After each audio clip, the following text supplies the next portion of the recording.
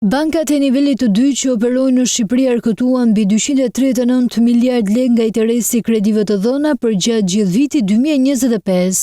Sipas të dhënave të Bankës së Shqipërisë, ky tregues rezulton në rritje me 2.3% krahasuar me vitin 2024.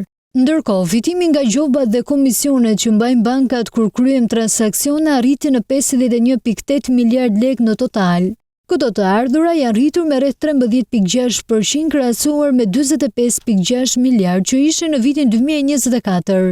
Kjo tregon qartë se shërbimet bankare dhe tarifat argëtueshme mbeten një burim i fortë fitimi përtej kredive tradicionale. Totali i shpenzimeve të bankave për vitin 2025 arriti në 193.4 miliard lekë, ku pjesa më e madhe shkuan për shpenzime jo nga interesi, përfshirë pagat e personelit dhe shpenzime të tjera operative. Ndërsa shpenzimet për interes dhe provizionet për kredite humbura përbënin pjesën tjetër të kostos totale. Ky rezultat tregon jo vetëm rritjen e të ardhurave nga interesi, por edhe diversifikimin e burimeve të fitimit dhe menaxhimin efikas të shpenzimeve, duke e bërë sektorin bankar shqiptar më të qëndrueshëm.